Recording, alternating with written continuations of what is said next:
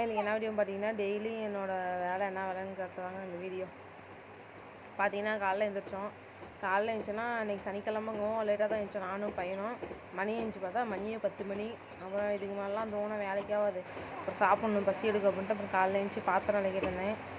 நேற்று நைட்டு சாப்பாடு ஆக்கணும், அது நல்லா இல்லை. சரி நாய்க்கு வைக்கலாம்னா நாய்க்கும் வைக்கல.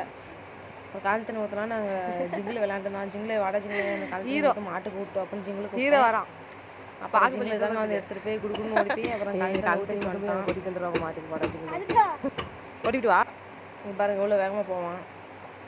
வீடியோ எடுக்கிறத பார்த்து அந்த அண்ணன் வேறு சிரிச்சுருந்தாங்க. மேலே வேலை செய்வாங்க, டப்பு டப்புன்னு சத்தைக்கும் கொஞ்சம் அட்ஜஸ்ட் பண்ணிக்குவாங்க.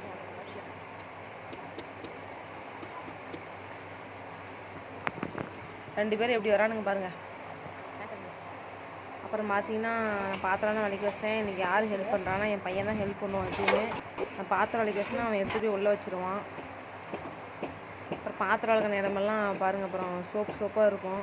அதை அப்புறம் கழுவி விட்டு கூட்டி விட்டுடலாம், அப்போ தான் நீட்டாக இருக்கும். இல்லைன்னா அந்த இடத்துல அப்படியே அந்த சோப்பு நோரெலாம் தங்கி அழுக்கு மாதிரி ஏற்றிடும், அசிங்கமாக இருக்கும், நல்லா இருக்காது இடம்.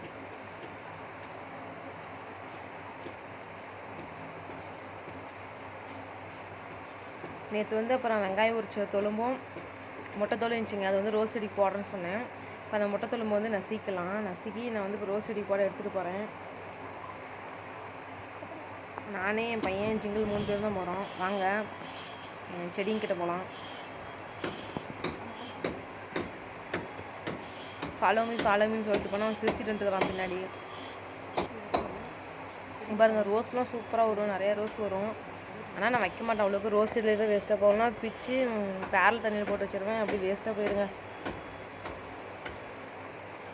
ரோஸ் செடிங்களை பார்த்தா ஆசையாக இருக்கும், நம்ம செடியில் வரப்போ தலையில் வைக்க முடிய மாட்டேங்குது.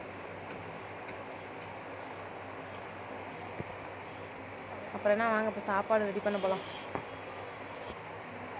இன்றைக்கி லீவு இருந்தாலும் கம்மியாக தான் அரிசி வச்சுக்கிறேன். நான் சின்ன குக்கரில் தான் நம்ம சாப்பாடு வச்சுக்கலாம்.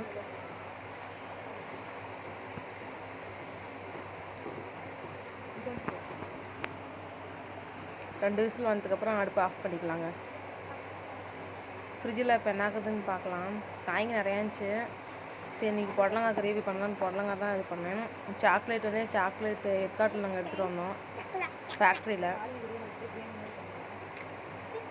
பாருங்கள் புடலங்காய் தான் இருக்குது, புடலங்காய் எடுத்துக்கலாம். காய்ங்கெல்லாம் கட் பண்ணிட்டுக்கிறேன். சமையல் ஸ்டார்ட் ஆகிடுச்சு. நான் எடுக்காதீங்கன்னா அண்ணே ஜிங்கல் தான் கொடுங்க, சும்மா தானே எடுத்துறேன் வீடியோ போட்டுதான். இந்த மசால் பார்த்தீங்கன்னா இது டேஸ்ட்டாக இருக்குது. அவங்களே அரைச்சி வைக்கிறாங்க தண்ணி தொட்டியில். உங்களுக்கு பாருங்கள் அந்த வீடியோ ஷார்ட்ஸில் போட்டிருப்பேன் நான். அந்த கடையில் போய் வேணால் அந்த மசால் வாங்கிக்குவாங்க. கறி மசால், தனி கறி மசாலா அரைச்சதுன்னு கேளுங்க, அவங்களே தருவாங்க. அப்புறம் என்னங்க சமையல் வீடியோலாம் ஸ்டார்ட் ஆகிடுச்சு. சமையல் தான் செஞ்சுருக்கிறேன்.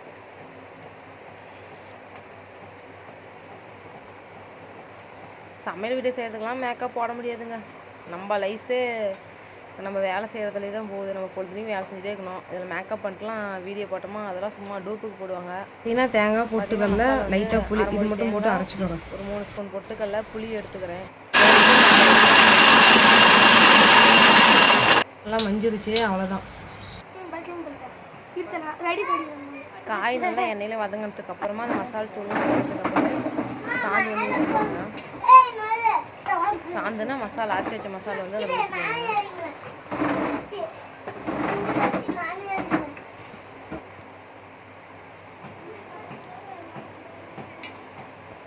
உங்களுக்கு தேவையான அளவு உப்பு போட்டுக்கோங்க.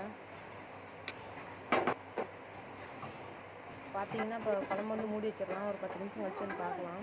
பார்த்தீங்கன்னா சைட்லாம் எண்ணெய் தனியாக பிரிஞ்சு வந்திருக்கும். அப்போ தான் மசாலா நல்லா கொதிச்சிட்டு பச்சை ஸ்மெல் அடிக்காதுங்க குழம்புல. கொத்தமல்லி தழை போட்டு ஒட்டை ரெடி ஆச்சுங்க. அவ்வளோதாங்க. சப்ஸ்கிரைப் பண்ணிக்கோங்க ஃப்ரெண்ட்ஸ்.